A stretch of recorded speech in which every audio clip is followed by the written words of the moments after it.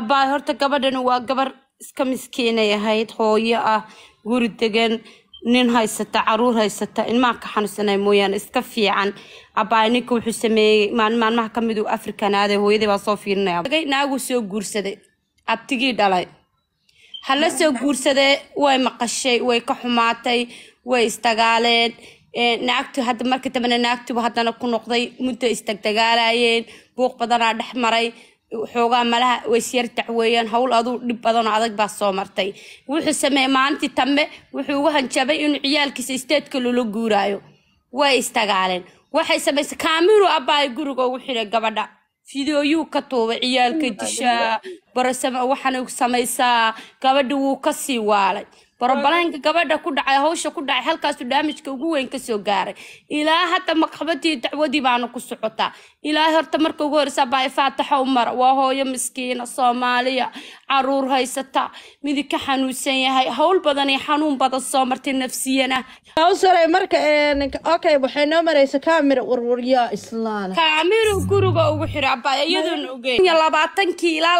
2023 gabadhani barabalankan hawshan way ku socotay inuu ka waalo ilmaha ka qaada Afrika gayuuna ugu talagalay oo dhibaatada inta laga damage inta laagna u soo gaarsiiyay ilaah bayna ku dhaarshay ninka Soomaali ma ninba soo nin xun maaha abay gabadha saa u galay xumaan waa dhaafay kaas waa xaasid warqad ka soo qaadatay gaadhay far kaamir waa meel walba ugu xiray gaariga laakiin ma arkayso inta sarcaad ku sameeyay ma arkayso kaamir raas ninkan kaamir mar kaamir ana ma lay arkayo qalad uu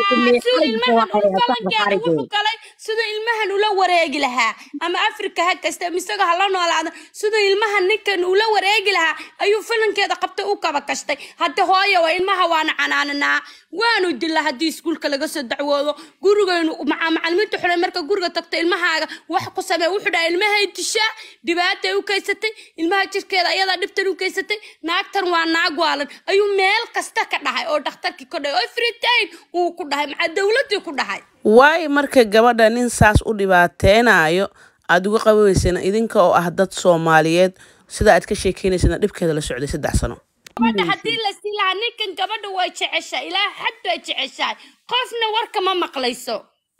waayahay marka maxuu u tiraa jecelkiis waxaa la jeclaadaa qofku jecel oo ka taxadarayo oo waxaan ku dhahay hadii xatee iida oo ka taxadareen ee leedahay maanta ilmihiisii baa ugu maaragtay aan ku jeclaaday sidoo u jeceliyo uga taxadaraye ya qof xaasidkeeda miyay jeceshaa gabadha duraamay u baahan tahay be sidaan caadi ma baahane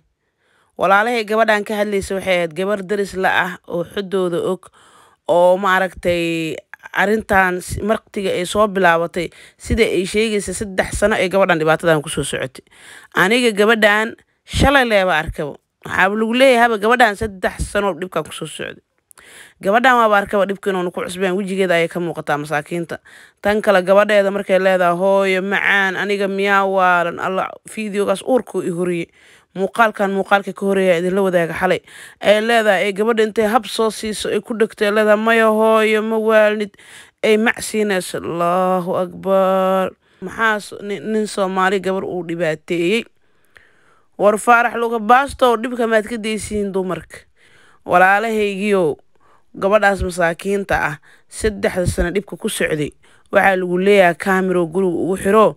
uu indhasaabo waxa waaye wuxuuna ugu talagalay inuu ilmi inta wato oo Afrika geesto ya wuu he indhasaabay sidoo ku indhasaabay wayaabana macnaha macquul maan ma wuxuu ku indhasaabay ka wada gabadha macnaha in uu jecelo ku indhasaabo camalo macnaha jecelkiisa ka tambato naya camera musqusha kugu xiraa jikadan kugu xiraa waxa waaye meel walbaan ka fiiriyaa futa jiiraan ka fiiriyaa talaabta qaadaan fiiriyaa hayabo sida filmaanta hindiga naaga waxay ku jireen war filan iyo nolosha dhabta way kala tahay qofka waxa loo baahan inuu meel xad ah uu ka joogo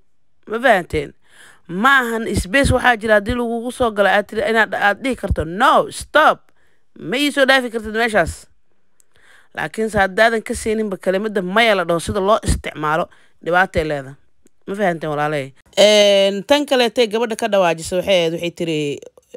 kaamirooyin ku duubo cadeemo ka reebo 3 sano gabadhan hadii dambi lagu helay mar hore lagu qaadi lahay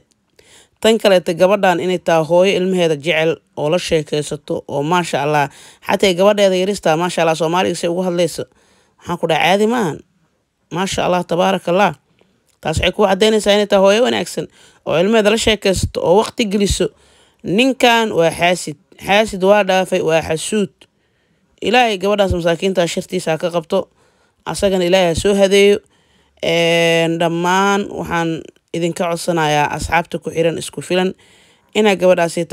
maarta si qalbina ugu duceysiin commentiga ugu duceysiin muuqaalkan waxaan rajeynayaa insha Allah inaan meel sare ii gaarsiisiin